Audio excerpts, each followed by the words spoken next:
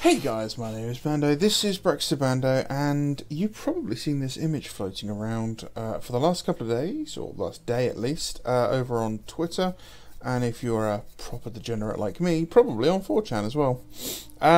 So, this is some great big list of rumours, allegedly coming from someone in GW, and it's causing a bit of controversy because it's not good. So let's go through this. So the first section here. All resin is being phased out by 2025 to comply with new government rulings on non-recyclable plastics to avoid bigger tax charges. Well, that's not true. I'm not going to get into the boring ins and outs of it, but that's not what the government rulings on non-recyclable plastics say. That's horseshit. Beasts of Chaos are being moved to balance out the old world and have more variety to avoid another Horus Heresy where players still scream for Eldar or Orcs to this day. They were planning for an AOS revamp at the start of 3rd edition, including Kragnos being the centerpiece, which was obviously scrapped. Instead, this is so they get a new The Old World range without having to design one. I could believe that, except that you've already gone and made Kragnos and then had the expense of putting his mould together. I doubt they would have scrapped something like that after that sort of input, basically. That would be very strange. Now, scrapping it and moving it over to the old world, probably, yeah, I can see that. I mean, they don't do anything that the other races don't do. Skaven are being moved to being the non-human Chaos faction. Let's be honest, what's the difference between Beastmen and Skaven? There isn't one, hugely. Both are non-human humanoids with big, mutant, monstrous creatures and are mutated by the powers of Chaos. The only difference is that Skaven have wacky, wonderful, flatable waving armed men machines, giant hamster balls of death, that sort of thing, which I love. So yeah, moving them over to the old world, especially with people kind of clamouring a bit more for evil representation in the old world, because basically the community doesn't really read Tomb Kings as evil. As much as you want to kind of set your characters up to be bad, if your community latches onto them as the good guys, good luck. For example, see Helldivers, where, Super Earth is quite clearly supposed to be the bad guy, yet has spawned, all the memes, everyone thinks it's hilarious, everyone thinks it's great, and they were all playing into the character. Yes, we all know they're the bad guys, and it's supposed to be a parody, but that doesn't mean people don't side with it and then actually support it. Much like the Imperium. The Imperium's very similar. So you need someone a faction that people cannot associate. They can't really click with, as possibly even being the good guys. So you need evil. You need Darth Vader, you need the black shiny armor, the guy in the black hat, the guy with the horns on his helmet, that sort of thing.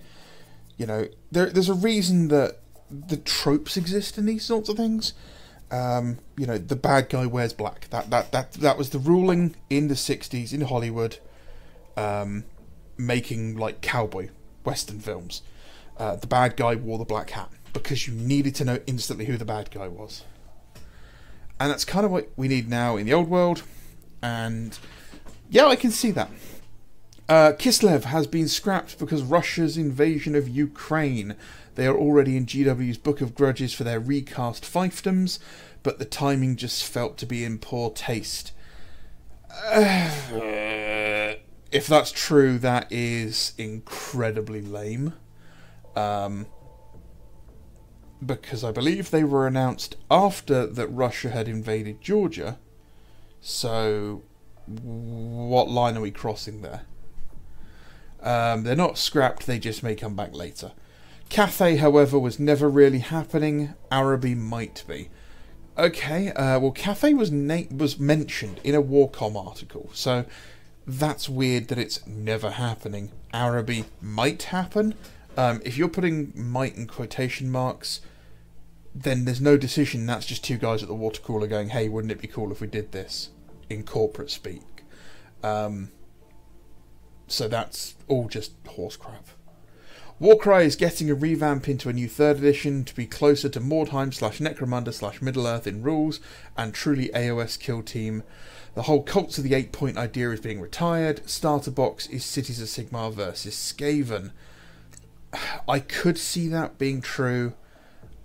But there is another bit in here that makes me think about that possibly not being true. Closer to Mordheim, so what, we're going to have persistent gangs that we build up again? No, you're just throwing a word in there because you know it's going to trigger people. Closer to Necromunda, I doubt it. Middle-earth, they're two separate games. They're completely different games. This is just word salad. The old world is underperforming, horseshit. Against projections, I seriously doubt that. Most attributed to lack of big villain, yeah. The first major event reintroducing more armies from Legends stable is expected to pick up the slack. Skaven is a popular army among players, but with the intent of keeping the old world and AOS divided, the choice was made to give AOS the Skaven option for a notable Chaos release, and the old world will be seeing the return of vampire counts. Soulblight Gravelords in 4th will be leaning further away from the original vampire counts aesthetic to differentiate them the two lines. Okay. Expect a new Neferata model. I'll believe it when I see it. Underworld is ending production this year. There's one final box planned after Wintermoor, along with limited time reprint boxes of the most popular warbands. Doubt. Highly, highly, highly, highly doubt. It was intended as a gateway game and competitive casual tournament. Product did not succeed at either. Horseshit. Underworlds is one of those games that sold out almost instantly every time something was dropped. The chances of you finding 90% of the gangs in Underworlds was due to A, they were a complete shit show and no one wanted them, or you found one of the gangs that survived somehow in a back office at a tiny little hobby shop in the middle of Aberdeenshire Fuckscaville, which is like on a tiny island north of the Orkney Islands. No, that's absolute crap. I don't play Underworlds, but I just know for a fact that Underworlds is one of the most popular games that GW has ever released. It may have not had official tournaments, but people play Underworlds. People buy Underworlds models all the fucking time. Legions Imperialis have massively underperformed. Again, Legions Imperialis sells out every time it's released. I may not like it, a lot of us may not like it, but it has a solid fan base. Legions Imperialis, yeah, it may have underperformed from what it's wanted, but I tell you what, it still sells out. The Marine stuff, every single time there's a restock, it's gone within hours.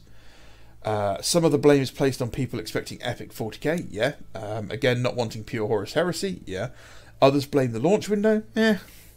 Expecting support for another year or two, but like Aeronautica, this game won't be around very long. No. Necromunda and Horus Heresy both sell very well and turn a profit, and will be the most stable games in the foreseeable future. What is this? Will be the most stable games for the foreseeable future. Who talks like this? That's not how someone who works in a business talks. Middle-earth has seen a surprising uptick in sales this year, but with the external license, its support will always be lesser than the rest, but don't expect to go anywhere anytime soon. Well, good, because it's a very popular game. It's actually one of the ones that's played the most by non-Warhammer fans. Expect more Stormcast Eternals to get a large range... What? Expect more than Stormcast Eternals to get a large range discontinuing. Post-lockdown Indomitus, the people are holding the purse strings. The people holding the purse strings, mainly those who jumped in from other parts of the tabletop pie, like TTGs. have been asking, what do you mean people buy products and then go decades without buying more? The Mudan date is that customers should be replacing their army every 3 to 4 years. Long enough to grow attached emotionally, but not long enough to be unwilling to buy another. Now that does sound like GW. That also definitely sounds like something that this new wave of investors would want. It means fewer armies and sub-factions are going away in the next... It means a few armies and sub-factions are going away in the next 2 years. For AOS, dispossessed, any high elf, wood elf, outside of resin... Okay, hang on. Any high elf or wood elf outside of resin. But first thing you've said is all resin's getting phased out. You're contradicting yourself. Some dark elves will be retired, others moved into other battle tomes such as Daughters of Cain. It's unconfirmed, but don't expect Fire Slayers to be around forever. You mean Fire Slayers that just had a Black Library, or what is it, anniversary model? Those Fire Slayers? The Fire Slayers who, you know, are everywhere. Yeah, I don't think so. 40k, Death Guard, Adaptus Mechanicus, Gene Stealer Cult, and Astartes are all losing a few units. Yeah, right. Harlequins are gone completely, and Grey Knights are becoming a universal ally option for Imperial forces rather than a standalone army, with Custodes intended to fill the former niche. Doubt. Both major titles will see another attempt at the ever-chosen Eye of Terror mini battle tomes codexes, intended for narrative and smaller sized games. We already have those. Those exist. That's like literally what that thing that they're going through in Age of Sigmar at the moment is. Dawn of whatever. That's literally what that is. Battletome Blighted Crusade and Codex Imperial Agents. Okay, we all know Codex Imperial Agents is coming. Battletome Blighted Crusade. Death Guard have been a major opponent since 8th edition. That's all just guesswork. This is part of the Wizard of the Coastification of GW at the advice of shareholders and US consultants. Probably true, but get rid of them, they're awful.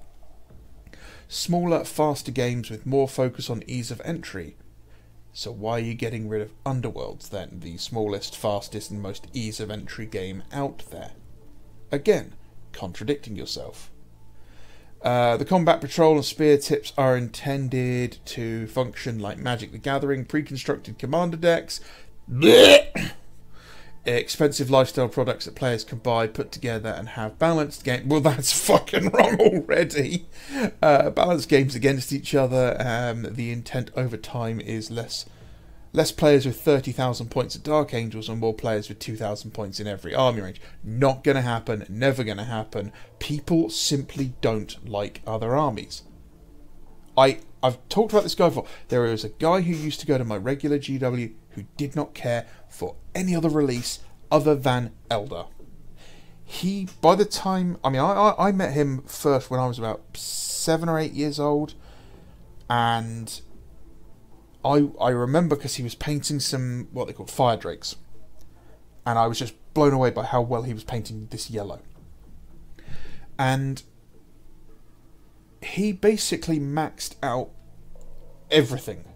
Like, any combination you could possibly imagine for being able to take as an army, he had it. Like, literally everything. Everything. For every craft world, for the big ones, Beltan, Samhan, Alatok, Yandon, Ulthway. Is that all of them? I think that's all of them. The original ones that are around sort of 2nd and 3rd edition. He didn't like the newer ones that came along. He only bought Eldar. He had all of the Eldar Forge World models. He had Armor Cast Eldar Titans, Armor Cast Eldar Super Heavies. For those of you who don't know, Armor Cast was Forge World before Forge World. They made some really wild resin kits. He had Eldar in Epic, and he had Eldar in Battlefleet Gothic as well. This guy loved the Eldar. Didn't give a shit about anything else. Would come in and complain about how he's got nothing to work on. And people were like, hey, why don't you start a Dark Eldar army? No, not interested. How about you do a High Elf army in Fantasy? They're basically Eldar. No, not interested. And it was literally just that. You know, I mean, he's probably heavily autistic, but he had no interest in any other army. We have another guy at my local store who just loved the Black Legion. Abaddon could do no wrong in his eye. He would roleplay being a Black Legionnaire during his battles and about how great Abaddon was and how the Black Crusades were the greatest thing ever. It was kind of cringe, but it was also kind of funny. We used to wind him up over it. Another one, loved orcs. These guys just don't give a damn about other armies. So you're not going to get this man with 30,000 points of Dark Angels decides to finally collect, Tau, because it's just not going to happen. If they haven't tried it already, they're probably not going to. With the rise of alternative hobby products such as paints and tools, the range of Citadel paints are being reduced. If something has an option where a contrast paint can fill the role, both expect the base layer of said colour to go away. If GW does that, it's one of the dumbest things they could possibly do. GW's paints are nigh on a captive audience. Most people who collect Warhammer, who still go into Warhammer stores, don't know about any other paints. Don't care about them. They're not interested in buying Vallejo paints because they don't see Vallejo paints. They see Citadel paints in their little flip pots. That's why GW doesn't move over to dropper bottles, so they don't look like the competition. Getting rid of them, moving them over to contrast paints, bad move. Very bad move. All that would do was drive people into the arms of people like TT Combat, Duncan Rhodes, Peachy's, I think, was planning on doing some paint, or that might have just been the name before, so I can't remember, I'm too drunk. People like Coat d'Arms, Vallejo, all sorts. But no, that is just, that's not going to happen. Especially with this cut down of primers, I could possibly see, but I doubt. TLDR, the COVID boom is over and cost cuts are happening to avoid increase of outgoings. That I can believe is true.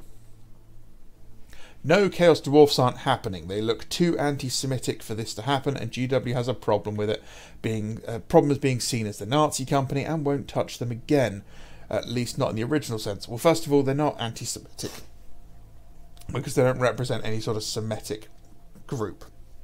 I mean, technically they do. They are inspired by Byzantine or Byzantian like fashion. That's where the big hats, the bulls, the worship of things like Baal. It's a Canaanite. It's Middle Eastern, but it's Arabic more than, Semite. So that's dumb. Also, they've been rebranded. They are definitely more Chaos Dwarf now. So they're not doing it because they're too anti-Semitic. Okay, just tell your sculptors not to make them look like a certain group of people. Hey, Barry, don't put curly forelocks on their hair, give them tiny hats, massive conchs, and don't have them crawling out of sewers, okay? Done.